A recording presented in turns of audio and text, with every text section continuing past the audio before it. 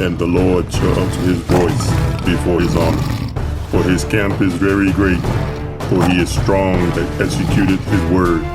For the day of the Lord is great and very terrible, and who can abide it? So once again, let's put our hands together for the Most High by Shema Mashiach YAHAWAH'S. All right, Ashar, Sukkot, happy dwelling, or Sukkot, which is tents. And so we're going to get right into today's Torah portion, for this is a Sabbath. And so we're going to go ahead and get into the Torah portion, and we'll proceed from there. Hallelujah. Hallelujah. All right. Next words you're going to hear from Officer Raham. All praises to the Most High. Let's get the Most High a hand, man. Let's get the Most High another hand. This is beautiful for brothers and sisters to come out with the children. We're in our beloved brother Gayal's house. Let's get Gayal a hand as well for allowing us to use his property, man. It's not too often, we got brothers that have the resources to provide us with somewhere to dwell safely amongst brethren, and dwell in unity, man. That's right. Right? It's a beautiful thing, all right? So as we kind of kick off today's service, we're going to go into the Torah portions, weekly Torah portions, or the Pashat, as we would say. And this week will be the week of Sukkot, okay? So we understand we have to, if you don't have a Torah portion sheet, get with me and I'll be able to provide some for you. But you're supposed to kind of go through this throughout the week. That's right. Just to kind of keep your mind on the law, right? On the Torah. On the I'll read for you. all praises. All right, so let's get into it. First, let's get Matthew 4:4 as we go into this. Get the words of Hamashiach.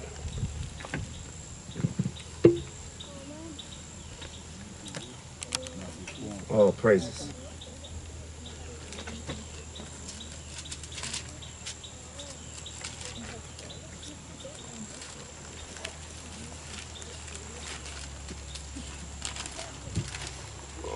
I got it. Come.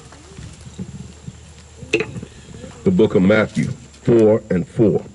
But he answered and said, it is written, man shall not live by bread alone, but by every word that proceedeth out of the mouth of the Most High. Come. All praises. So the Most High told us to keep tabernacles, Con. That's right. The Most High told us to keep the law, statutes, and commandments, to dwell in assembly together, right? To have a holy convocation, right? So this is every word that proceeds out the mouth of the Most High. All right, so if you're not participating, or if you're not involved, or you're not looking to dwell with your brothers and sisters on this day of convocation, and really on the first and that last day of Tabernacles, you're not living by every word that proceeds out the mouth of the Most High, right? And so one of the things that we got to realize as followers of Christ, followers of Mashiach, is to be obedient. Like the priest kind of been going into lately, is being obedient, man. Having that spirit of zeal, and the part of being that spirit of zeal is obedience. That's why when you go into Deuteronomy 6:4, it says, "Hear, O Israel," right? And that Shema goes with the word of obedience, right? So if you're not hearing, you're not putting actions to your thoughts, you're going off in so many ways, man, because you're doing your own tabernacles, you're doing your own thing. You kind of want to, you really need to dwell with brethren. And one of the benefits that I've seen is brothers bonding over the last couple days, man. And that's something that you can't get on a regular Saturday, right? We go out there week in and week out, and we have our brethren, and we're dwelling and we're bonding. But at the same time, it's something different when we're out here in the land and there's no traffic, right? No sirens. It's just the Most High and yourself and your brothers. And this is one of the things that I believe the Most High had in store for us, is having us grow together and bond together as a unit. All right, so let's get into this week's Torah portion. We're going to the book of Deuteronomy. I'm sorry, Shalakia, because it's a convocation of Sukkot, we're going to go to Leviticus 22, verse 26. All right. We'll let priests bring it out. Leviticus 22 and verse 26. And it reads on this wise. And Yahweh spake unto Moses, saying, I'm sorry, 22 and verse 6. 26, you got it right. Okay, 26. And Yahweh spake unto Moses, saying, verse 27, Come. when a bullock or a sheep or a goat is brought forth, then it shall be 7 days under the dam. And from the 8th day and thenceforth it shall be accepted for an offering made by fire unto the Most High. Come. Let me just... So real quick, we're going to go into the book of Leviticus 22, 26 through 20, through Leviticus 23, verse 44, and then Numbers 29, verse 12 through 16, right? So what it's talking about is a bullock or sheep or a goat brought forth, and then you're going to hold it 7 days, right? So what this is going into is the sacrifices that are made without blemish, right? And if we put our mind as we're the sacrificial, we sacrifice our bodies every day, we're supposed to be unblemished as well. We're supposed to have no real faults, right? Everything, we just came out of atonement. So everything that we had, we kind of cleaned up throughout the year. We're starting fresh and anew. And as we come into Tabernacles, we actually present our body as a living sacrifice. But you're supposed to be unblemished. And that's the main thing. Right. Con, I just want to expound that powerful. Even in that Leviticus 22, and when you read verse 21, I know we're staying within the Torah portion, but it's amazing that this is lining up with Tabernacles. So we see how the Most High is perfect in all his ways. That this would be the Torah portion during the time of Tabernacles. All praises to the Most High. That he's talking about these sacrifices, which we know the 7 days, very symbolic of us dwelling in tents 7 days. I'm sure Officer Ram is getting ready to bring that out. But when you look at verse 21, and whosoever offereth a sacrifice of peace offerings unto Yahweh to accomplish his vow, or a free will offering in beeves or sheep. And it's interesting that we have been on this thing with keeping vows. Remember what we were talking about, what was taught last week, and just the importance of, making your yeas, yeas, your nays, nays, and acceptable sacrifices for it to be acceptable for you. So it says here, it shall be perfect to be accepted. All right, there we see that word perfect again, which we know goes back to the law being perfect. All right, and so this is when it's acceptable, and that's why we should live by every word. All right, because then that's the only way that you can give a perfect offering. If you don't do it the way the Most High tells you to do it, it's not perfect. Con? So we see here, there shall be no blemish therein. So that's the importance. It's perfect, but you doing it the way the Most High asks you to do it. That means you're not going to have a blemish. Your offering is not blemished when you do it in obedience. And so this is the sacrifice of thanksgiving. That's what we're giving right here. We're giving us an offering of thanksgiving. But in order for your praise or your thankfulness unto the Most High to be accepted, it's got to be perfect. All right, go ahead. You want to hold it? And okay. I'll just expound as we read. Okay, come. All right. So let's read verse 28. Verse 28. Do we have another mic? Okay, come. No problem. And whether it be cow or ewe, ye shall not kill it and her young both in 1 day. Come on. 29. And when ye will offer a sacrifice of thanksgiving unto Yahweh, see, thanksgiving, this is a thanksgiving, offer it at your own will. So like the priest was getting into, Babylon got their Thanksgiving, right? We got our own Thanksgiving. Every time we keep a feast day, we got to give thanks to the Most High, right? We got to give thanks to YAHAWAH'S as well, right? A lot of times we put so much on the Most High, but if it's not through YAHAWAH'S, it's not really accepted to the Most High, right? All these burnt offerings, all these sacrifices, all your oblations, everything that you put forth, we don't put enough on our Adawan YAHAWAH'S, right? To make this thing even accepted, right? Can somebody get Matthew 5 and 48, right? Because the priest was going into perfection, right? And what it means to be perfect, right? And when it goes into verse 27, it says no blemish, right? You don't want anything blemish or anything to have any type of stench to it or any foulness to it, right? So we're going to get Matthew 5 and 48. Somebody read it when they get it. Matthew 5 and 48. Come. Be ye therefore perfect. Says what? Be ye therefore perfect. Be perfect, right? That's a commandment from our out of one YAHAWAH'S. That's red letters, right? Be perfect, right? When you got Christianity saying, oh, you can't be perfect, right? When people say you can't be, they're telling you to be blemished. They're teaching you how to be an offering not accepted, right? And this is why YAHAWAH'S and the Most High never really looked good upon people that's bringing our people and keeping them scattered, keeping them out of, keeping them in sin, right? Because when your pastor says you can't be perfect, right? When the Christian church says you can't be perfect, they're telling you how to just stay a blemish offering, right? And a blemish offering is never going to be accepted. Can I expound on that? Con. All praise. Yeah, we're going to do a tag team. All praises. It's beautiful. Leviticus chapter 7 and verse 11. And this is the law of the sacrifice of peace offerings. That's why the law is perfect, because the law teaches you how to give acceptable offerings. That's why what he's saying is so profound that you have to give it with obedience. You cannot give a free will offering or thanksgiving offering without understanding how it is to be given. And that's why the law is perfect, because the law teaches you how to give it. So we know that this is a free a thanksgiving offering. All right, and he said, let it be offered of your own will. But you still have to do it according to the law. And this is what YAHAWAH'S was teaching us, that we have to, in order to be perfect. What was that Matthew saying again? He said, be ye perfect as what? As my Father. So that's saying, do what my Father tells you to do. You'll be perfect. All right, I showed you how to do that. Okay, verse 11. And this is the law of the sacrifice of peace offerings, which he shall offer unto Yahweh. If he offer it for thanksgiving, because this is what this is.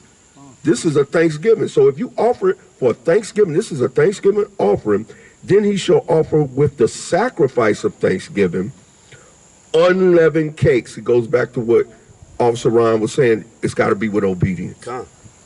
It's got to be with obedience, or it's not accepted.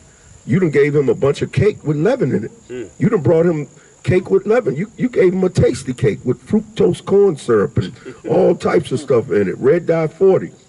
All right. Gelatin. With the sacrifice of thanksgiving, unleavened cakes mingled with oil, and unleavened wafers anointed with oil, and cakes mingled with oil of fine flour fried. All praises.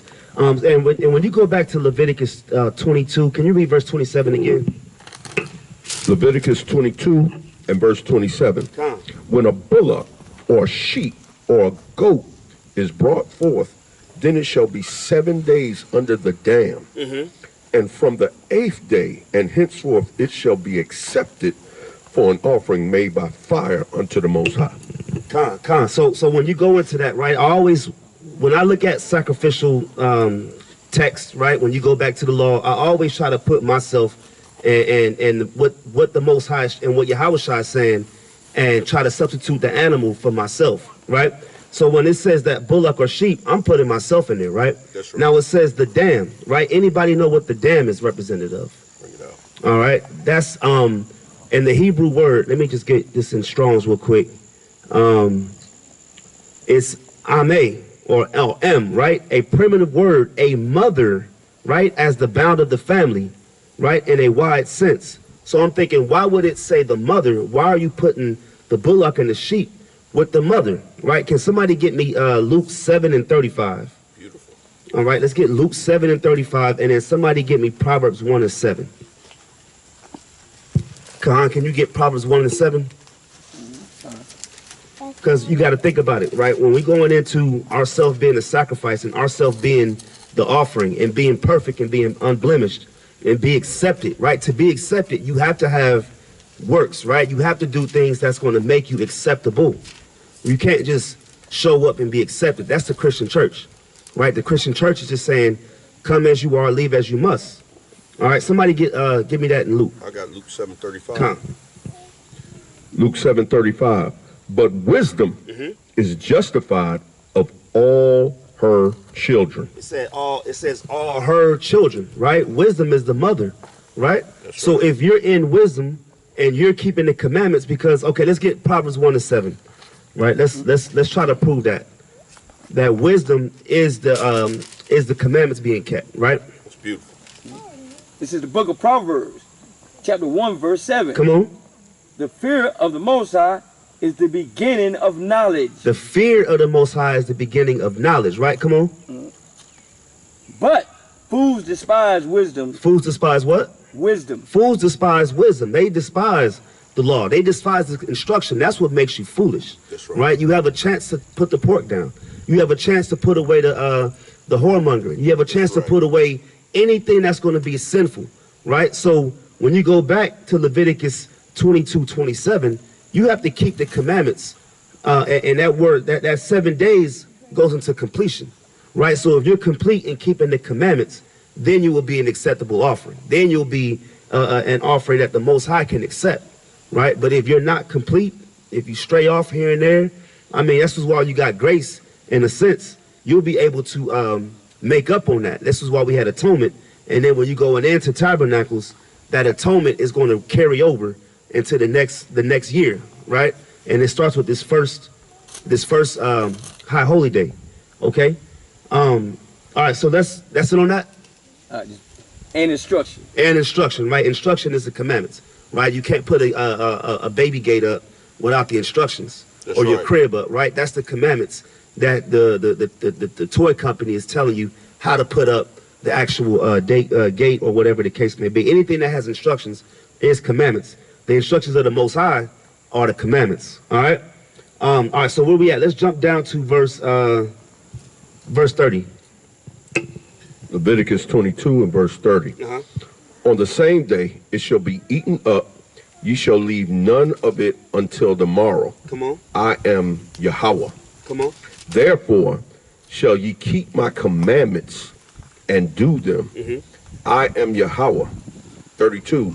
Neither shall ye profane my set apart name, but I will be hallowed among the children of Israel. Among the children of Israel, right? Read on. I am Yahweh, which hallow you. Come on. 33. That brought you out of the land of Egypt to be your power. I am Yahweh. Come. So this is why we give the Most High thanks, because he brought us out of captivity. He brought us out of slavery. He brought us out of bondage, right? Egypt is synonymous with bondage, right? So every time you kind of see that, you understand the Most High brought you out of bondage. This is why you got to give him thanks. That's right. This is why you always got to thank the Most High every day, especially on these high holy days, right? Because he gave the children of Israel a command. He said, keep this commandment, right? And do them, right? That's part of the law, right? Is to keep the commandments and do these things, right? So we're going to get into Leviticus 23, all right? And let's jump down to 23. Salakia, 33. Leviticus 23 and 33, and it reads on this wise. And Yahweh spake unto Moses, saying, Speak unto the children of Israel, saying, The 15th day of this 7th month shall be the feast of tabernacles, for 7 days unto Yahweh. For 7 days, right? 7 days. We're going to do this all 7 days, right? We're going to be in booths all 7 days. Okay, every time we go into this, we're supposed to be looking back on our bondage, right? We're going to look back on our deliverance as well, right? Look forward to our deliverance, and we're looking back on our bondage, right? And when it's funny, as I'm out here, I could just get a feeling of what was it like in the 1800s, 1700s, when our forefathers was out here picking cotton, picking tobacco, right? Doing labor, being in bondage, right? And now we're here today actually keeping the commandments, man. That's why you got to give thanksgiving to the Most High. All praise. Because we couldn't do this. We couldn't do this in Babylon. We couldn't do this in Assyrian captivity, right? Roman captivity, even American captivity. But the Most High helped the brother out. We got some place to do it and do it to the full, right? That's beautiful. The praise, you can't praise the Most High without obedience. That's your praise. Any other way you think you're doing it or saying hallelujah, clapping your hands, that's sacrifice. We learned that. But obedience is better. You better off not saying hallelujah, thank you, and keeping these laws. That's the praise that he receives. That's what's acceptable. All right. What verse you want? Let's get 35. Verse 35. On the first day shall be a holy convocation. Ye shall do no civil work therein. See that? So that day, that day is going to be a Sabbath, right? That day is going to be a day of rest, right? A day of commemorating the Most High, no servile work, no work for hire. Shalaki. But you're supposed to be a holy convocation, right? So, like the priest was saying, if you can come out, you know what I'm saying, through the Spirit, man, by any way, get here and have that holy convocation on that first day, right? And it spells the last day. All right, let's get to that.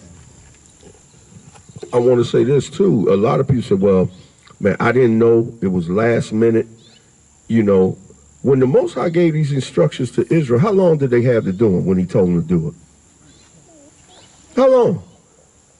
It wasn't no excuses. It wasn't, well, we got, I got some. The last person that turned around because they had to do something was turned to a pillar of salt.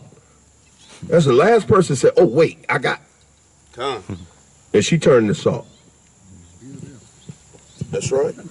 That's right. Come. Give me, somebody get me, What you want? that eat in haste. When we left out of Egypt, we left in haste, right? Right. We ate the food in haste, the Passover.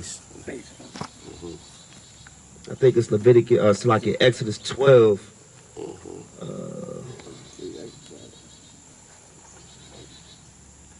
That's beautiful. That's power. That's right on point. Let me go that real quick. That's why even David, the wise, said he made haste. Come. He delayed not. Come. Let's get that one as well. Psalm 119, verse 57. I think that's what that is. Somebody give me Psalm 119, verse 57. We're going to find this as well in the...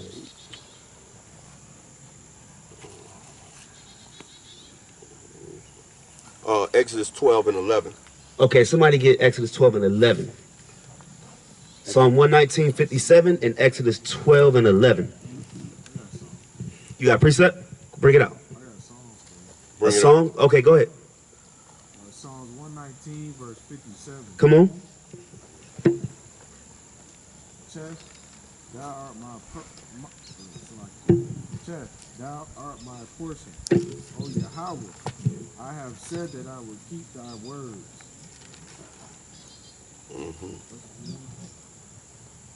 No, that's not the word for Come on, that's it. Keep reading. I entreated thy favor with my whole heart. Come on. Be merciful unto me, according to thy word. Come on. I thought on my ways. You did what? I thought on my ways. Thought on your ways, right? This is when it comes to hearkening, right? Examining yourself. Thinking on your ways, right? Come on.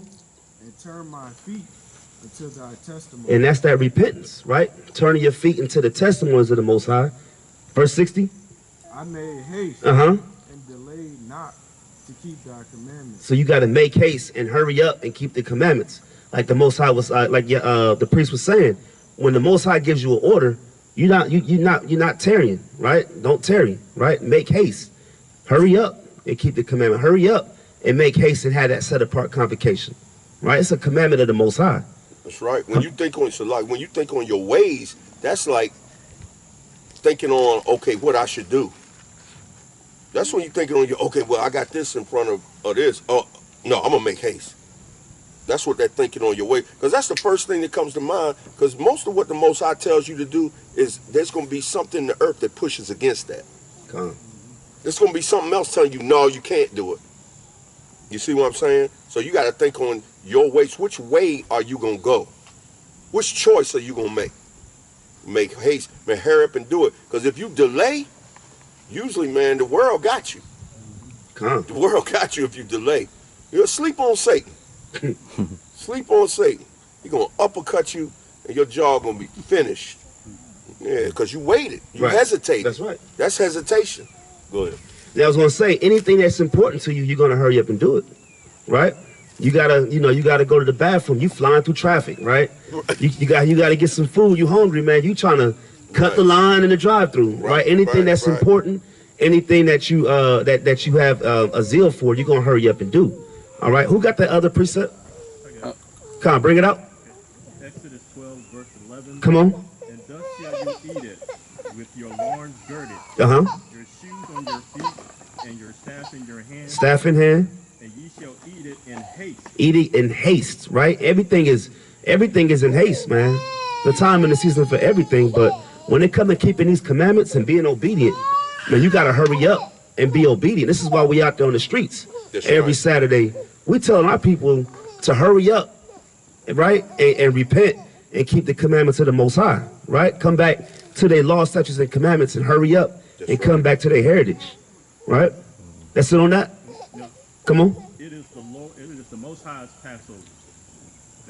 Con, it's the Most High's Passover. Eat it in haste and get the heck out of bondage, man.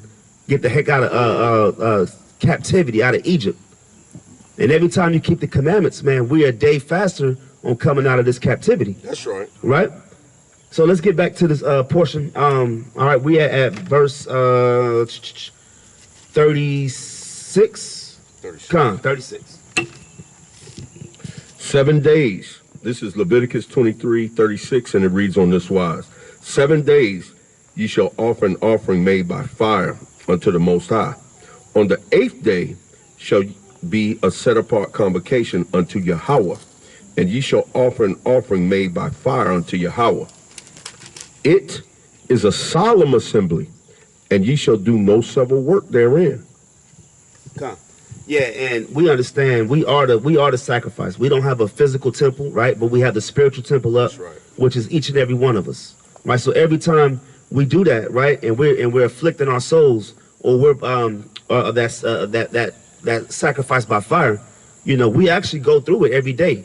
Every day you wake up, you being tested by the Most High, right? The day of that first night, man, I was being tested. I don't know about y'all, but that day leading into the first night of Tabernacles, man, I'm rushing. Everything I'm doing, rushing. I'm rushing on the way out here, rushing all the way up until I got here amongst the brethren, right? And then I was able to just kind of relax, right? So the Most High brought me out of that haste of doing everything, and then having my mind wandering. I'm doing this, doing too much. Then I came here, and I'm able to keep the commandments of the Most High. All right? All right, Say something real quick. Come. No, you keep that. Because we didn't eat it in haste, when the Israelites didn't do what the Most High asked us in haste, that's why we couldn't leave our bondage quickly. Come. That's why, because we didn't listen, so we had to go through generation. We didn't want to do it in haste when he said do it. All right. You won't leave bondage in haste. You see what I'm saying? As a man's soul, that's what he read. You're not going. Most High may want to get some of y'all off your job. He may want to give you your own business. Come. You might have delayed it. Now you got to stay there. You know who you serving to. That's your power.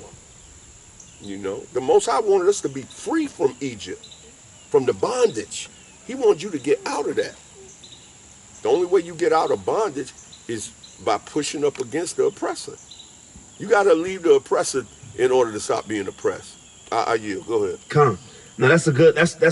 Like when you think about it, everything is done in haste, right? But at the same time, we gotta be able to know when to be knowledgeable and slow things down as well. That's right. Right? Certain things, it's a balance, right? The scripture says a false balance is an abomination. So if you rushing everywhere, but you rushing to not keep the commandments, and like the priest was telling y'all as well, and each and every one of us, our bondage is going to be delayed because we're not hasting and keeping the commandments. Same thing out here, right? Our bondage is going to be delayed here in America, right? Because we're not keeping the commandments in haste. We're hasting to do sin, to do wicked thoughts, to do. You ever see somebody say, "Oh, I'm gonna just keep the commandments tomorrow. Let me get one more day, and I really want to get this last eighth off, right? I really want to get this last pack out. You know what I'm saying? I want to do this one more time. That's you're hasting to stay in sin, That's right? And you're not hasting to keep the commandments. All right, let's get to it. Verse 37, 38. 37? 37, come. These are the feasts of Yahweh, which ye shall proclaim to be holy convocations, to offer an offering made by fire unto Yahweh, a burnt offering, a meat offering, a sacrifice, and drink offerings, everything upon this day. Come on. 38. Beside the Sabbaths of Yahweh, and beside your gifts, and beside all your vows, and beside all your freewill offerings, which ye give unto Yahweh. Verse 39. Also in the 15th day of the 7th month, when ye have gathered in the fruit of the land, ye shall keep a feast unto Yahweh 7 days. On the first day shall be a Sabbath, and on the 8th day shall be a Sabbath. Right. So on that 8th day, we got to come back out here. That's right. The 8th day, through the Spirit, man, through the Most High and His Son YAHAWAH'S, we got to all be out here. We got to have more heads out here, more people out here. That's right. Because this is a commandment, right? We're not working on the Lord's day, man. Right? We can't. We got to find a way to get off. Make something up. Tell your boss something. Right? You got to, because these commandments are very predicated on us getting out in time. YAHAWAH'S said, not one jot or one tittle shall pass for the law to all be fulfilled. That's right. Right? So one jot, one tittle will be that 8th day coming out here and keeping the commandment. Come on. Right? That's the jot and the tittle. All right, come on.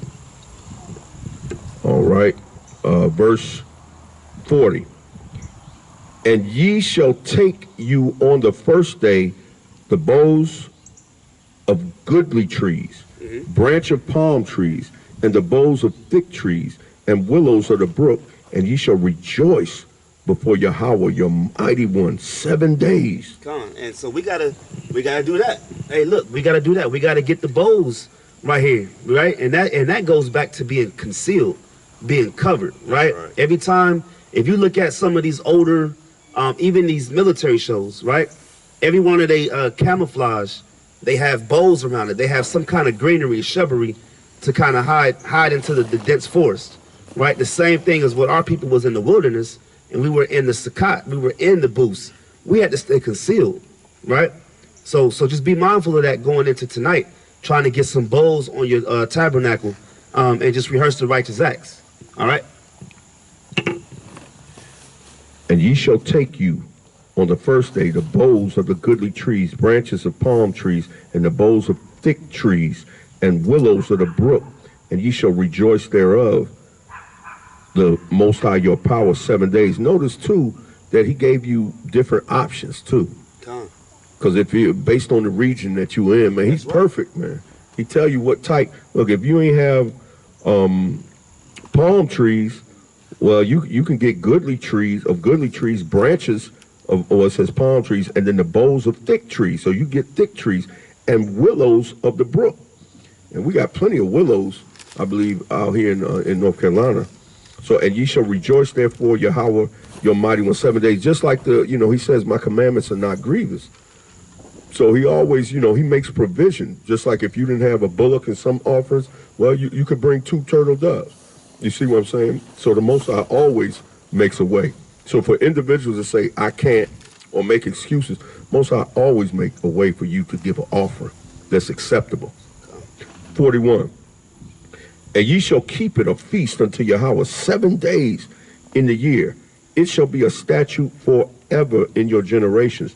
Ye shall celebrate it in the 7th month.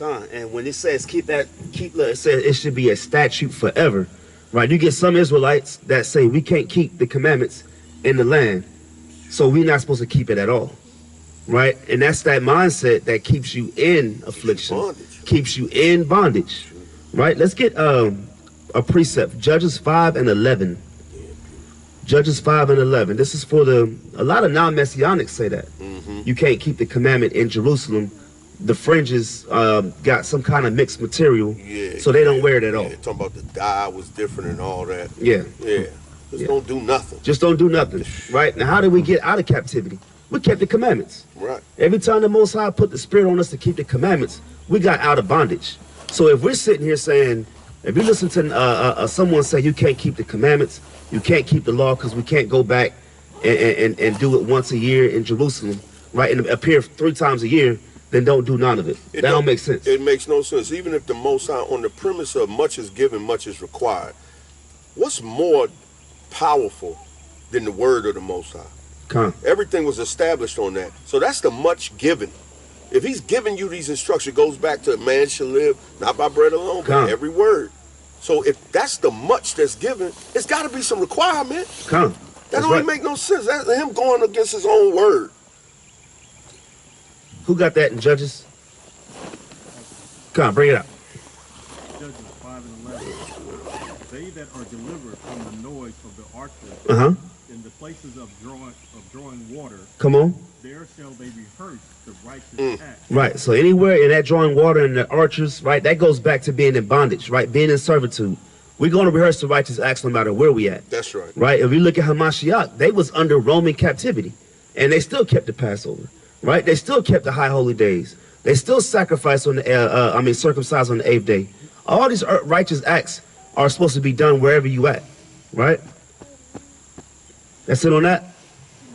Come on. They shall rehearse the righteous acts of the Most High, even the righteous acts towards the inhabitants of his villages in Yasharallah. Then shall the people of the Most High go down to the gate. You see that? No matter where you at, you keep the commandments. You keep the feast days to the best of your abilities. Right? Let's get back. Let's finish this out in Leviticus, verse 42. Leviticus 23, verse 42. Ye shall dwell in booths 7 days. All that are Israelites born shall dwell in booths. See that? All Israelites that are born. That's everyone that wears fringes, right? That y'all, we go out there and we teach. We're supposed to also do some of the things that makes us submissive to the Most High, right? You can't be an Israelite and then not keep these commandments, right? Dwelling in booths. Now you don't want to dwell in booths because it's cold outside, right? You don't want to dwell in booths because it rain, right? We was in here in the rain. It was raining pretty hard. We woke up, man, but we kept the righteous acts. And that was night 1. That's right. Right? Verse 43. That your generations, so this is a cut too to people that say we don't have to do it. Because how would your generations know if you didn't do it? You're not even thinking about people after you. How selfish are people say you don't have to keep the commandments? You're not even thinking about the people after you. It's supposed to be for your generation. Even if it was for that alone, to leave an inheritance, even wicked parents will do all types of things to leave something for their children. That's the heathen to do that. The heathen to sacrifice themselves. Well, take me, but not my children. Right. You see what I'm saying? But you won't even leave an inheritance. This leaving an inheritance to your children's children. And you telling us that we don't need to buy it. I'll smack you with an apocrypha. That don't make no sense. Don't make no sense. Ye shall dwell in booths 7 days, this 42. All that are Israelites born shall dwell in booths. Why? 43. That your generations may know that I made the children of Israel to dwell in booths. The world wants us to forget about it. Come. They trying to sweep recent chattel slavery. How much more of this? Again, that your generations may know that I made the children of Israel to dwell in booths when I brought them out of the land of Egypt. I am Yahweh, your power. Imagine a man, you taking your last breath and you closing your eyes and you know you did this. You left that. It wasn't money. You left an inheritance to your children's children by rehearsing the righteous act. They said, man, daddy did it. Mom did it. We gonna do it. And their children, daddy did it. Mom did it. Right. We gonna do it. Come. Their children, right. Daddy did it. This is, man, what else? You want me to go to 44? Real quick, and I just want to elaborate, expound on what the priest was saying. When they tell us that chattel slavery didn't exist, right? That's going back to Psalm 83. Let us cut them off from being a nation, right? Because if I can't identify these curses in Deuteronomy 28, and my children grow up thinking there was no slavery, then when we read verse 68, then it don't ring a bell, right? Because their school system told them there was no slavery, right? So then there's no slavery, or it was indentured servitude. It wasn't that bad. Then you'll think them curses don't apply to me. Right. You start thinking of the Holocaust and things like that, right? All right. So I got a scripture. come on, bring it out, King. The book of Nehemiah, chapter 8, verse 14. Come on. And they found written in the law which Yahweh had commanded by Moses, that the children of Israel shall dwell in booths in the feast of the 7th month. Verse 15. Come on. And they should publish and proclaim in all their cities and in Jerusalem, saying. Wait, read that part again. That's powerful. That's powerful right and there. Jerusalem. Yeah, he said, and Jerusalem. Right? Read that again.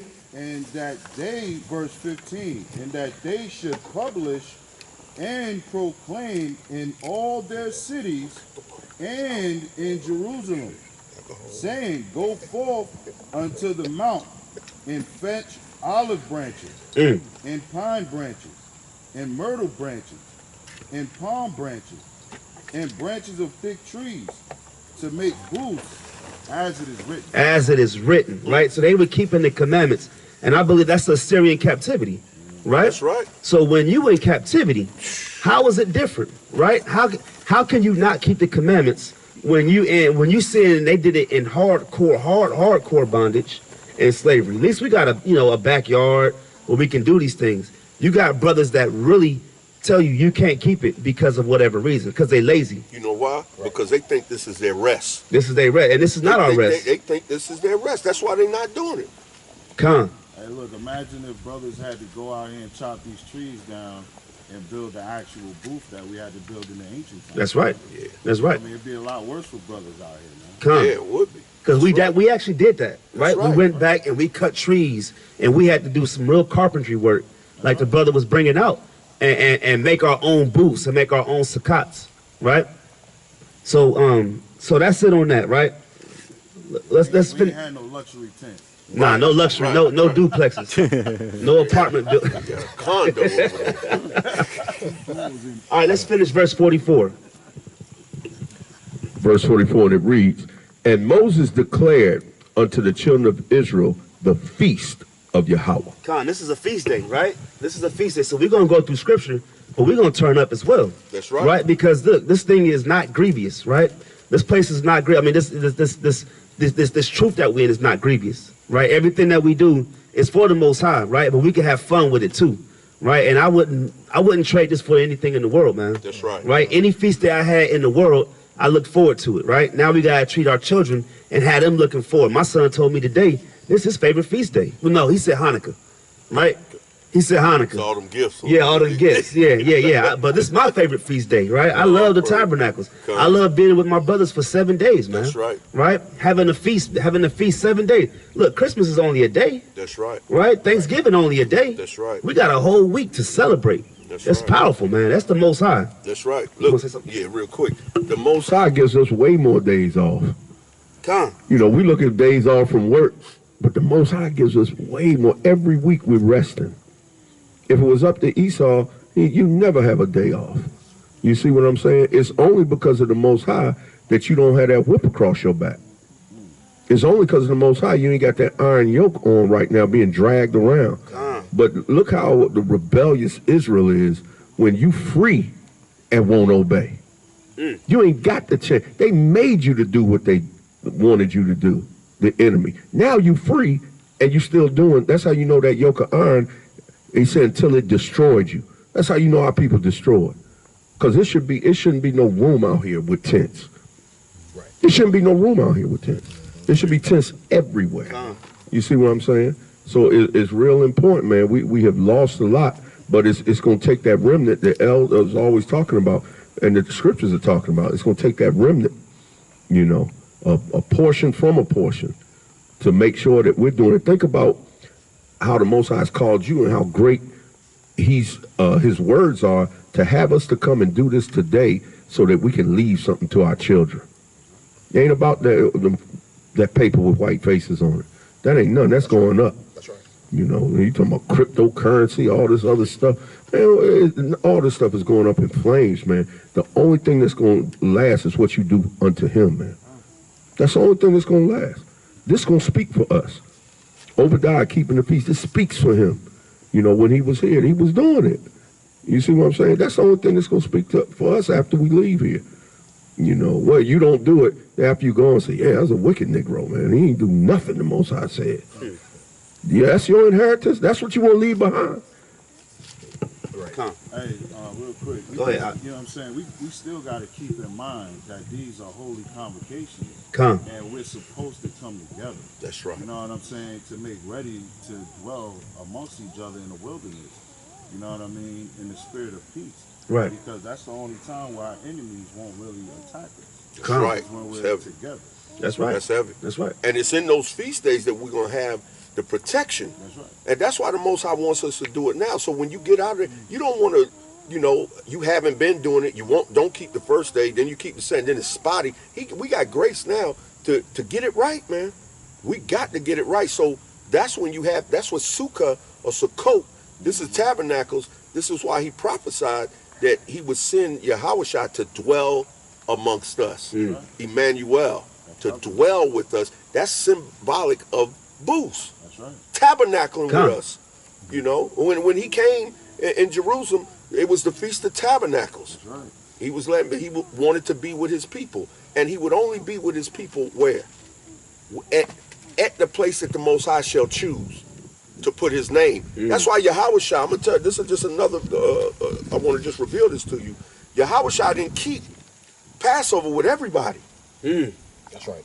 Why didn't he keep it with everybody, with the Pharisees, everybody in Israel? That's right. No, he kept it because that's where the Most High put his name. Most High name ain't everywhere. That's a revelation to let you know the Most High was only going to dwell amongst people that were obeying. That's why YAHAWAH'S said, yeah, go to the room, tell the master got need of it. I'm going to keep it with my disciples. Because I'm here, and where I am, that's where the Most High. Where 2 or 3 are gathered in my name. If anybody during that time had sense, they would have ran and kept it where YAHAWAH'S was. You see what I'm saying? So when we are gathered in obedience, YAHAWAH'S is there. When he says 2 or 3 in my name, that means his authority. But if you're not gathered in his authority, it don't matter. If you don't have obedience mixed with your sacrifice, then he's not there. No, that's beautiful. That's beautiful. Let's get that in 1 Samuel 15, right? 1 Samuel 15, 22. Right. Being obedient is really the key for your salvation. Right? Being obedient is the key to your salvation. If you're not obedient, you're doing everything in vain. Right? You're just spinning wheels, treading water. You're not going nowhere. That's right. I got it. So, 1 Samuel 15, 22. 15. Got these big pages, man. Turn. That's for people with evil eyes. Yeah, if you can't see, your eye's evil. Come. That's an evil eye. I need some glasses to chastise my eyes. 1 Samuel 15 and 20 to correct them. 1 Samuel 15, 22. Come on. And Samuel said, have Yahweh as great delight in burnt offerings? Because remember, this was a day of burnt offerings. 7 days they were giving burnt offerings unto the Most High during this time. And Samuel said, have Yahweh as great delight in burnt offerings and sacrifices as in obeying the voice of the Most High? Behold, to obey is better than sacrifice, and to hearken than the fat of rams. Because if you're obedient, you don't need to keep giving the fat of rams. Right. There's no need to give a sin offering, because you ain't sinning. Right, and that goes back to that, when we, every day, right? Every day, every night, you say Shema Yasha'Allah, Yahawah, Allahayanawa, Yahawah, right? So you're saying you're going to listen, you're going to be obedient, you're going to Shema Yahawah. If you're going to Shema Yahawah, you're taking a vow, right? Every time you wake up and you pray these prayers, and it says to wake up saying it, and when you go to bed saying it, right? Every time you wake up and you're doing these things and you're saying these things, you're telling the Most High you're going to be obedient, right? And if you go out there with the intent to be disobedient, then you're being a hypocrite, right? You're doing one thing and doing another, right? And that's one of those things where you got to be careful. If you do hypocrisy, there's no more sacrifice for sins, according to Hebrews 10:26. That's right. So if you're not careful and you're doing things, you got to hurry up and turn back to the commandments and turn back and be obedient, like the priest was saying. If you having a vain sacrifice and a vain oblation and a vain peace offering and burnt offering, then it's not going to be accepted, right? That's why Samuel told Saul, obedience is better than sacrifice, right? And it says, verse 23. Verse 23. For rebellion is as the sin of witchcraft. And the witches, what happened to the witches? Put to death. They got put to death. So if you're going to be rebellious, right? Somebody get Romans 6:23, right? For rebellion is as a sin of witchcraft, and stubbornness is as iniquity and idolatry. So how are you being idolatrous? You're being stubborn because you're putting something ahead of the Most High. You're putting something above you're exalting whatever it is above the Most High because you're stubborn, right? You're rebellious, right? If you're a rebel, that means you understand what you need to do, and you still don't want to hearken.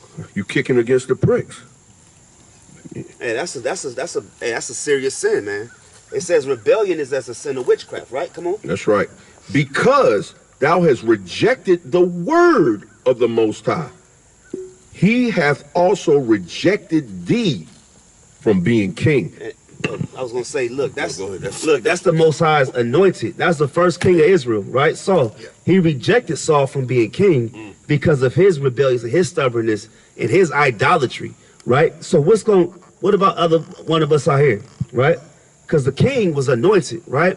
So if the Most High did the same thing and gave the spirit and gave the anointing to another brother that was mightier than him, the same thing can happen to us if we're not careful, man. Y'all being obedient, we good, right? But if you're being disobedient, the Most High gonna take the spirit you once had, right, the zeal and everything that you was doing, and he's gonna put it on another brother, right? And the same thing for the sisters, right? It's gonna go to another sister. All that stuff that you had, I want to do this from Yashala. I want to help, and then you start going off. All that zeal, that spirit that you had, it's gonna go somewhere else, right? Let me say this too on this. It's the authority. This is going on in our lives today. Israel go around and saying, we kings and priests. We kings and priests. I'm a king, got the king hat on. King. Brothers wearing crowns. Actual crowns. We got crowns. I mean, nothing wrong with that. You got it from Burger King. It might as well be. It might as well be the Burger King hat. Because you ain't got no authority. The Most High, the Burger King man got more power than you. Because right here it says, that precept is cold. It says, because thou hast rejected the word of the Most High, he have also rejected thee from being a malak. That means an authority. And we know this is the king, but symbolic of even us. You have no authority. You don't have it in your house. And then you wonder why your rib looking at you like, this Mr. Provider. This the brother. This the Negro here is supposed to be. You wonder why, because you ain't got no authority. And you wonder why she all of a sudden railing. You have been taken, your authority has been taken away because of this right here. You rejected the word. Everything that's failing, especially as the men, as leaders, most of the time we can take the blame. All you gotta do is look and say if you reject, because if you're obedient, that authority gonna be there. Most High gonna make people submit. They ain't gonna have no choice. But remember what the scriptures say: a wicked woman give it to a what? A wicked man. So, a lot of your problems is you. Because the Most High has rejected you from being king. Like, man, everything going crazy, man. Children acting up. People, they kung fu fighting every time I come home. That's because the Most High rejected you from being king. Because you weren't obedient.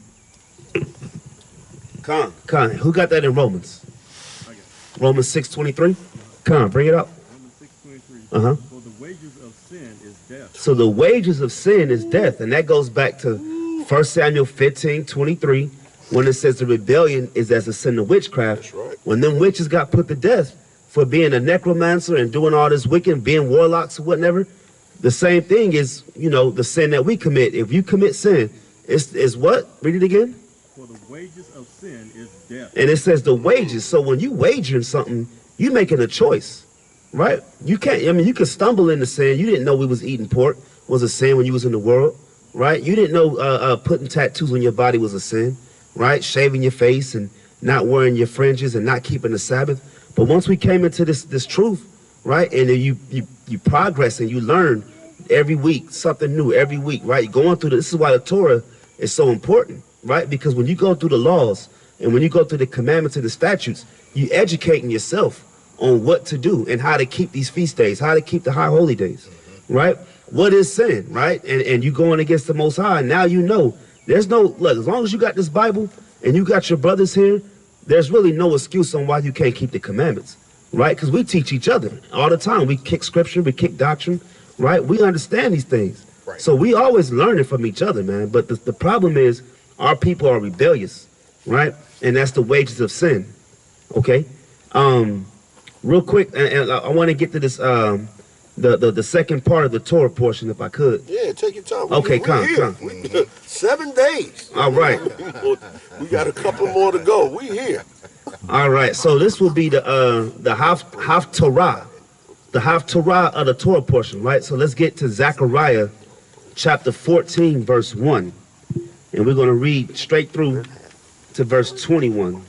Through the Spirit of YAHAWAH'S, we'll be able to get this meat, if we could. What chapter? Verse? Zechariah 14 and 1.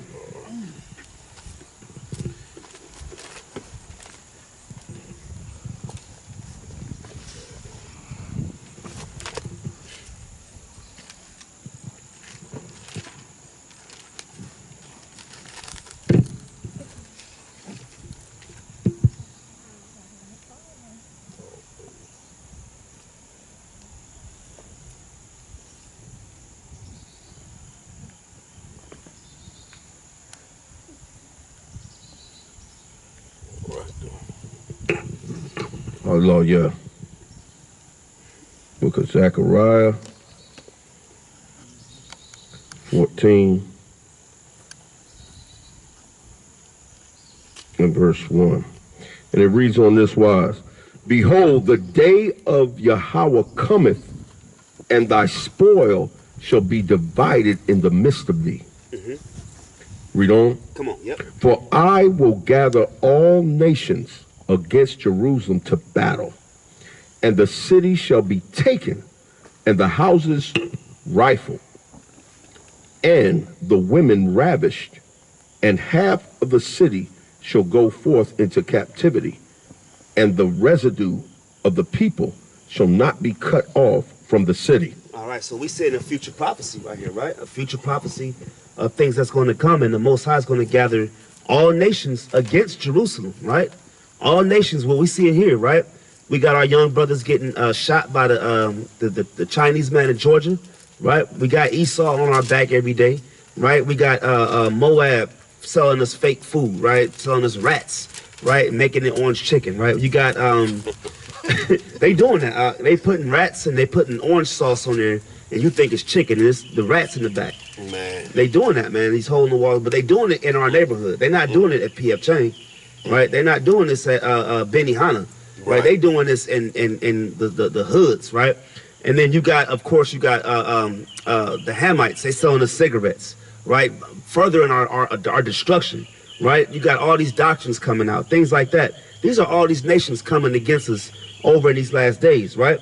So let's read on, verse 3. Verse 3 of Zechariah 14.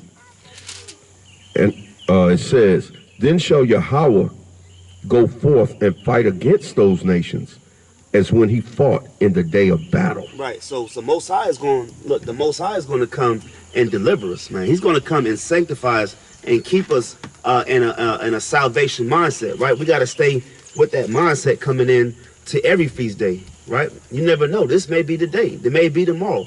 But you got to stay ready, because the Most High is going to come. He's going to come forth and fight the battle for us, right? Let's read on. Verse 4. And his feet shall stand in that day upon the Mount of Olives, which is before Yarashalam, on the east. And the Mount of Olives shall cleave in the midst thereof toward the east and toward the west. And there shall be a very great valley. And half of the mountain shall remove toward the north, and half of it toward the south. Come on. Verse 5. And ye shall flee to the valley of the mountains. For the valley of the mountains shall reach unto Azal, ye, shall flee, like as ye fled from before the earthquake in the days of Uzziah, king of Judah. And we're verse 5. And Yahweh my power shall come, and all the saints with thee. You see that? It's a remnant. That's the remnant, right? That's that remnant. And you're talking about literal salvation, right? We're talking about the times of when all of our brothers went into captivity. It's going to be the same thing. People are going to be fleeing. People are going to be it's going to be like chaos. That's what we're looking at right here. It's chaos, right? And it says, ye shall flee in the valley of the mountains, for the valley of the mountains shall reach unto Azal, Yea, ye shall flee like as ye fled from the earthquake in the days of Uzziah, the king of Judah, right? So if you go back into these times, man, we always was in a need of salvation. And Uzziah was king, I believe, during Babylonian captivity, right? So this is going to be spiritual Babylon. It's going to be the same vibration, all right? Let's get verse 6. Verse 6. And it shall come to pass in that day that the light shall not be clear nor dark. So yeah, so what's the light, right? We understand that the light is the commandments. The light is going to be the commandments. So it's not clear nor dark. So it's not going to be clear to us right now, right? Because we understand that there's some things that are mysteries, right? There's some things that we're still figuring out. You got young brothers that's waxing up. They're starting to get more breakdowns and more revelation, right? But it's not going to be dark as well, because we're still going to be out here keeping these commandments. We're still going to be out here doing the work. We're still going to be out here putting the pork away, keeping our brothers off the drugs, off the alcohol, off the mindset of sin. So that's that. It's going to be kind of hazy. It is kind of hazy. Nobody really has the 100% truth, right? You got camps and they got the 100% truth. This scripture right here tells you that we're not going to have, we're going to need YAHAWAH'S to tell us the things that are mysteries, right? Some things aren't going to be clear as day, but, you know, it's not going to be dark as well. And that light is the commandments, all right? Right. We still seeing through a jaded glass. I mean, we still looking through a foggy glass right now. Right. All of us. I mean, if that was the case, then all of us, all these schools, we would all have the same mindset. You know, it wouldn't be any doctrinal divisions. Verse 7.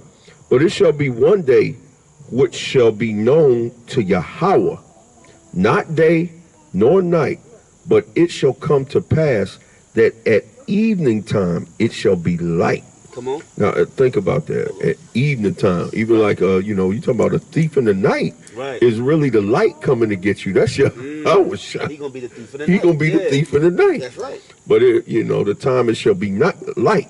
Verse 8, and it shall be in that day that living waters shall go out from Jerusalem, half of them toward the former sea, and half of them toward the hinder sea. In summer and in winter shall it be. And that living waters is the word, right? It's this commandment. It's the laws, right? That's the living water. So the living waters are going to go out from Jerusalem, right? Half of them toward the former sea and half of them toward the hinder sea. Okay? So we know what that living water is. Let's get verse 9. Verse 9, and Yahweh shall be king over all the earth. In that day shall there be one power, or Elohim, and his name one. You see that? So this is how we know it's going to be future, because this hasn't happened yet. A lot of these things are still coming to pass. Right. It's still picking up. But the Most High hasn't sent YAHAWAH'S back yet to be king over the earth in this context. We understand he's the king of the kings and the lords of lords. But for all the nations, and it's going to get into it, for all the nations to hearken and understand this, it's still coming to play. All right? Verse 10. All the land shall be turned as a plain from Geba to Rimmon, south of Jerusalem, and it shall be lifted up and inhabited in her place, from Benjamin's gate unto the place of the first gate, unto the corner gate, and from the tower of Hananel unto the king's wine presses. Come on. Verse 11. And men shall dwell in it, and there shall be no more utter destruction. They're going to dwell in it, right? We talking about dwelling in booths. That's right. We talking about dwelling in booths. Men's going to dwell, and there's going to be no more utter destruction. So that when you look in this context, having this feast day is part of our salvation. That's right. Right? There's going to be we're going to be protected from the destruction, right? But it says, but Jerusalem shall be safely inhabited, right? But when you go back and you looking at this, well, I'm gonna let the scripture speak, right? We'll go ahead, because it's going to make sense later. But Jerusalem shall be safely inhabited. Come on. Verse 12. And this shall be the plague wherewith Yahweh will smite all the people that have fought against Jerusalem. So going back to verse 2, it's going to be all nations, right? All these other nations that's going to be fighting against Jerusalem, right? The scripture says, when you touch the Most High's, the apple of his eye, he that touches you touches the apple of his eye. Right. So all these nations, right? The Most High always looked at us as children. So when we break this down, you understand that the Most High, he's gonna look at us as a child. So if you touch my child, I can scold my child, but you scold my child, then we're gonna have a problem. That's These right. other nations are really afflicting us, right? And when they get done afflicting us, it's gonna be no more time. Most High gonna come back, and he gonna give them the same plagues that he gave us, right? And they're gonna be able to, they gotta feel this pain of the Most High. That's right. All right? Read on. Come. Verse 12 of Zechariah 14. Their flesh shall consume away while they stand upon their feet, Come on. and their eyes shall consume away in their holes, and their tongue shall consume away in their mouth. Right. Remember, this reminds me of that Terminator 2 Salvation. Yeah. Right? When that bomb went off. Yeah. And you seen the eyes going and Melted. everything. It's the same thing in the scriptures, man. Right? When you talking about thermonuclear fire, this is the result that happens to the people when they get eviscerated pretty much by the thermonuclear fire. That's right. It's saying that their flesh shall be consumed. It's going to melt away.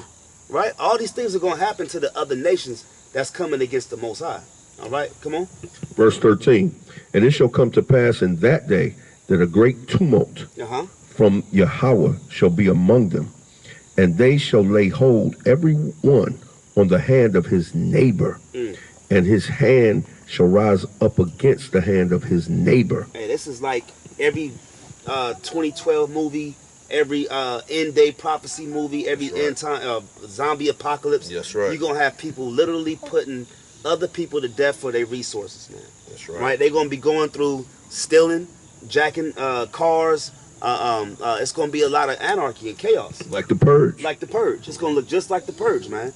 And people are gonna be doing these things. It's gonna look like '92 in LA when when Rodney King and they had them riots, right? They was in there burning buildings down. You know, they was pulling folks out the car, right? They was out there beating people up in the street, right? That's right. Blowing up buildings. The Watts riots is an example of this, a small example. That's right. Imagine this on a global level, That's right? It's gonna be anarchy. That's right. Verse 14. And Judah also shall fight at Yerushalayim, and the wealth of all the heathen round about shall be gathered together. And this is going to be our part of our reparations, right? All the wealth of all the nations, they're going to be gathered together, right? And we're going to have this going to be the same thing like when we left Egypt. We left with some kind of reparation. They gave us money to get the hell out, right? It's going to be the same thing here. You know, it's interesting. It said, and Judah shall fight at Yerushalayim. Look what's going over in Israel now. You know, that group that Ben Ami brought over there, they're trying to expel them out of there. They're expelling so many because they had a limitation on how many people could stay in that area, like 3,000. Quiet as kept. Man, a lot of them are waking up to YAHAWAH'S.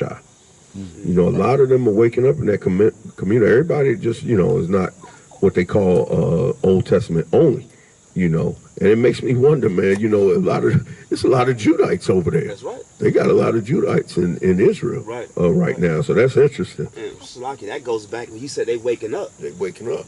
When you go back to verse 6, and it shall come to pass in that day that the light shall not be clear nor dark. Right. So, you know, they got some contention over there on their doctrine. That's right. You know, because they thinking ain't no, you know, they non-messianic. Right. And then you got some they like, yo, YAHAWAH'S side, man. That's right. So that's that what you call it? That window. That window, that's right, of opportunity. That's right. Yeah, it's interesting because you think about, man, why are they trying to expel these brothers out of there now? Why are they doing? Maybe they reading this. Right. You see, Getting them out in time. Getting them out. They trying to get them out. But anyway, verse 14, and Judah also shall fight at Yerushalayim, and the wealth of all the heathen round about shall be gathered together, gold and silver and apparel in great abundance. 15, and so shall be the plague of the horse, of the mule, of the camel, and of the ass, and of all the beasts that shall be in these tents. In these what? In these tents. In these tents. Sukkots, right? That's right. As this plague. 16, and it shall come to pass that everyone that is left of all the nations which came against Jerusalem shall even go up from year to year to worship the King, Yahweh of hosts, and to keep the Feast of Tabernacles. You want to say something? Yeah, because a lot of people think that, this gains them interest into the kingdom. Tabernacles is still kept outside of the courts. You know, even on Jerusalem, they weren't able, you didn't come into the temple quarters and put your tent up. This was outside. You see what I'm saying? So this is even representative of nations outside of Israel. This doesn't include them as coming into the inner courts. All right? They got to keep tabernacles. Whatever we do, they got to do it. Just like remember when one time here, when the stores were closed on Sunday, you couldn't get none. But you gonna break in the store and open it up yourself? No, everything was shut down. Right. That's the way it's gonna be when we're in rulership. All right, did you want to say something on that? No, go ahead. Verse 17, and it shall be that whosoever will not come up of all the families of the earth unto Jerusalem. And notice they say whoever's left. Right. A lot of people don't think about that. It's going to be some of these nations that's not left. We know Esau is a major nation that is going to be utterly destroyed. You see what I'm saying? So it talks about of all the families that are left. A lot of people assume that everybody in the earth going to be left. No, it's going to be some families of the earth that's not left. It just said it in the scripture. You know, of all the families, I'm going to read 16 again. And it shall come to pass that everyone that is left of all the nations, you see, right. Everyone that is left of all the nations that the Most High choose to leave. Right. You know, we know what he said, Obadiah, about Esau. All right. And it shall be that whoso will not come up of all the families of the earth unto Jerusalem to worship the King, YAHAWAH'S, even upon them shall be no rain. And they even tell you, it's almost like they're telling you who's going to be left in the next verse, right. 18. And if the family of Egypt go not up and come not, they have no rain, there shall be the plague wherein Yahweh will smite the heathen that come not up to keep the Feast of Tabernacles. That's right. So when you go into that, just real quick, when you go into that, we're going to have them keep the feast days, right? Even when we had rulership, right. King David, right? When he had Edomites in garrison, they were keeping these feast days because we had, and they were off on the Sabbath, right? They couldn't work the Shabbat, right? The same thing is going here. We're going to enforce the law, like how they enforce the law here, right? And they make you keep you speeding, you didn't pay your taxes, whatever the case may be.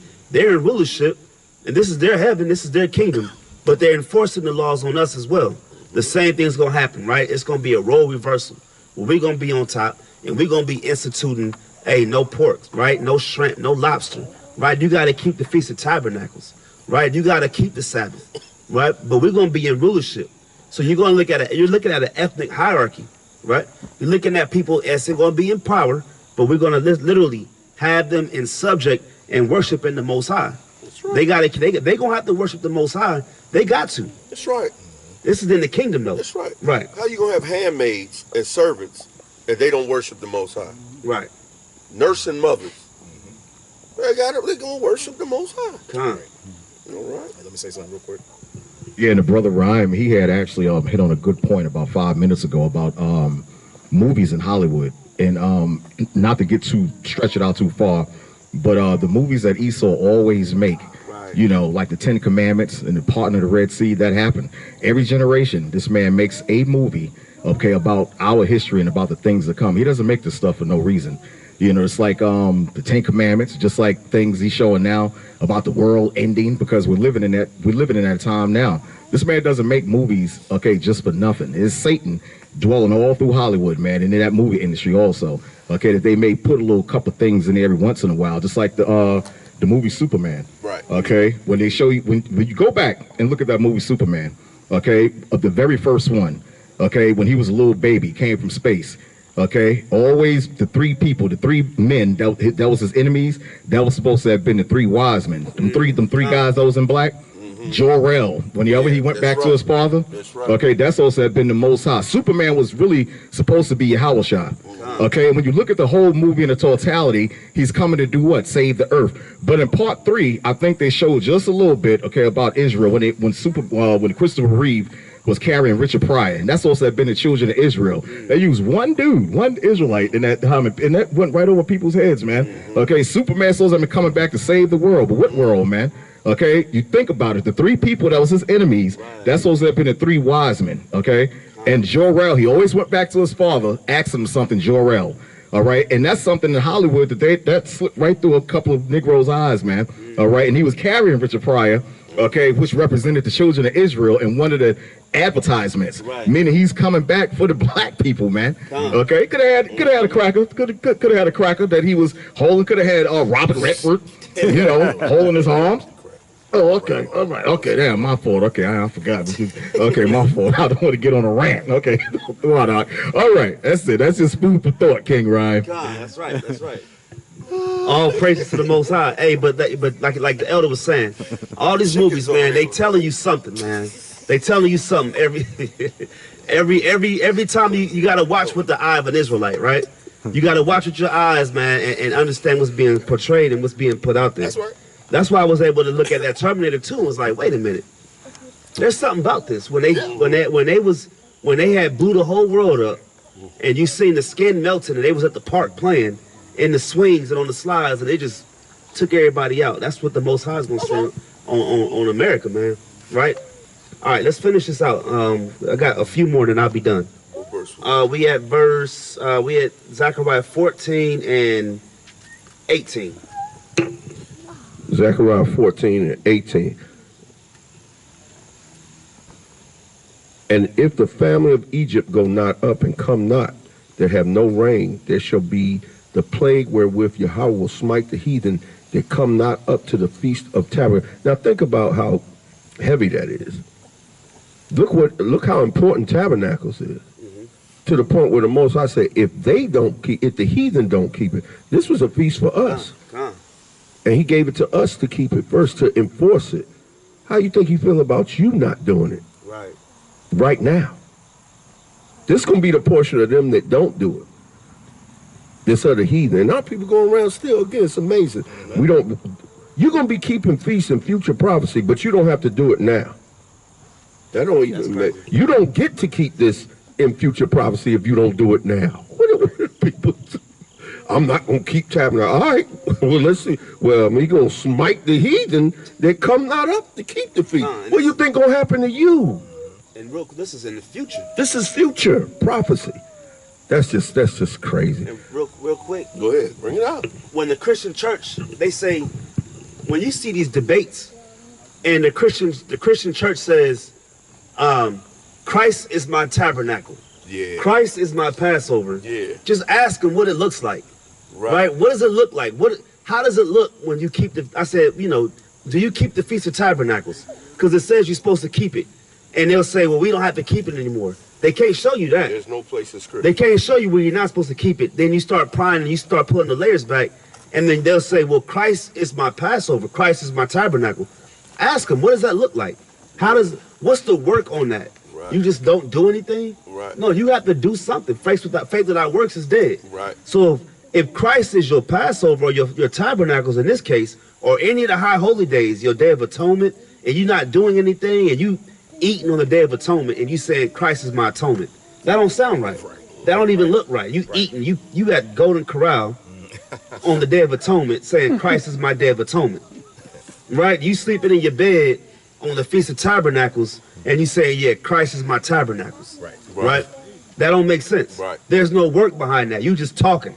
Right? You just saying something and it sound good. Right? That's not how we do it. We actually do the work. That's right. That's right. People that say they follow Christ, and we know Christians, but if you're a follower of Christ, what are you following him? How are you following him?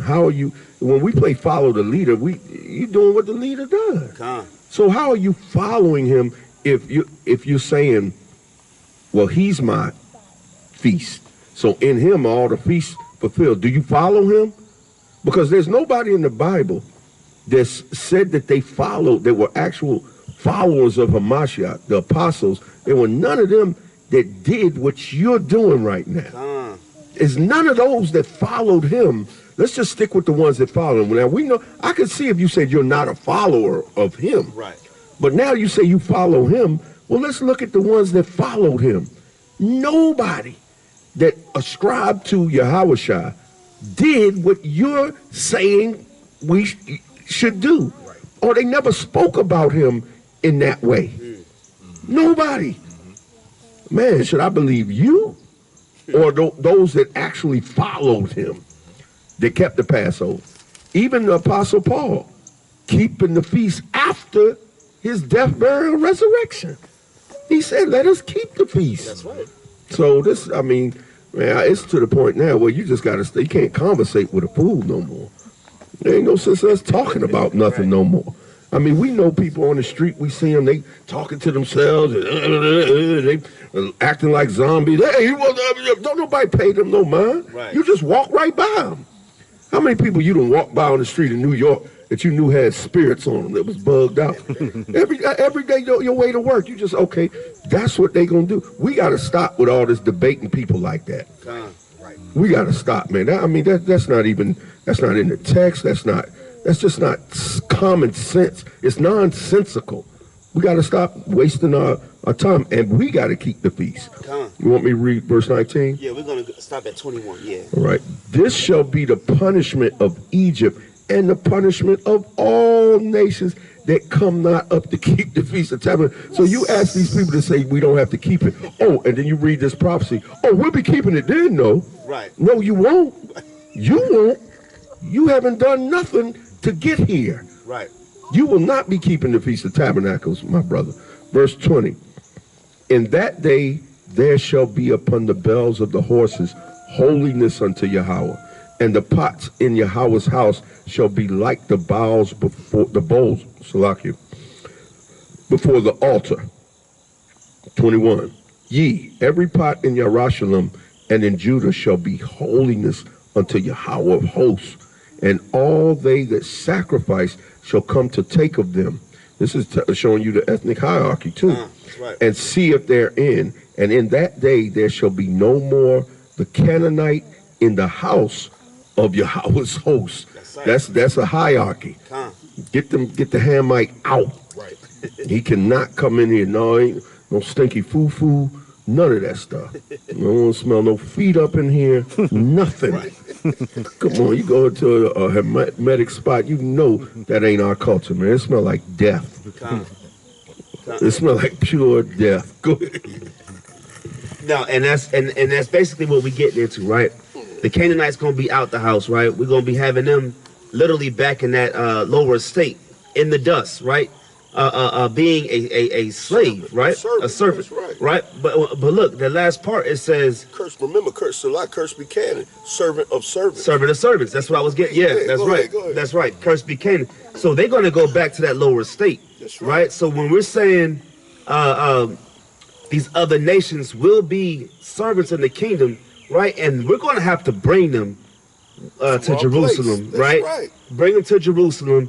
Keep these feast days. Have them keep the high holy days, the Feast of Tabernacles, the whole nine. And like the priest was saying, if you don't keep it, right, you're gonna be destroyed. You're gonna be destroyed. So this feast day is really a subplot to our deliverance. That's right. It's a subplot and it's a prelude to our salvation, right? This is why we keep rehearse the righteous acts. This is why we out here teaching and congregating. Okay, I want to get one last precept. Let's get a classic. Zephaniah 2:1.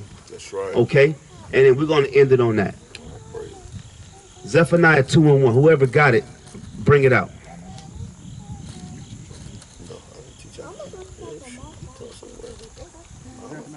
2:1. Come. Zephaniah chapter 2 and verse 1. Come on. An exhortation to contention. Select. Gather yourselves together, ye gather together, O nation not desired. Come, right? We the nation not desired. The scripture says to gather yourselves, right? To come to each other, right? Meet at brothers' houses, right? And we're gonna start gathering more often through the spirit of YAHAWAH'S. That's right. Right? We gotta do these things, man, because our salvation is predicated on this. And like Yeshua was saying earlier, when you got brothers that come together, it's hard to try to destroy that, right? We always say you could break a twig, but if you get 50 twigs, you're not breaking that, right?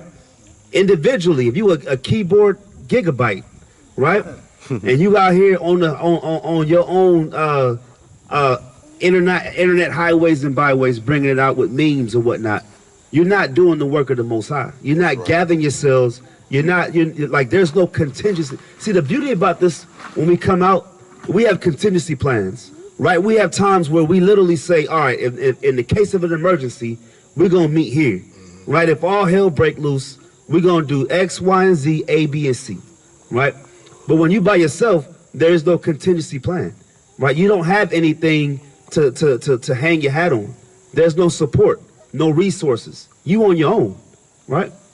And so that's why we always say, gather yourselves together, right? We bring out that Psalm 133, brother dwelling in unity, right? These things are important. This is why the Most High said it was going to be important for a scattered sheep to come together in these last days, all right? That's right. All right, and with that, man, I want to give all praises to the Most High. We give all praises. We say, Call Allah, Abanawa, Yahawah, Ba'ashem, Yahawah Shai. And with that, I say, Shalom.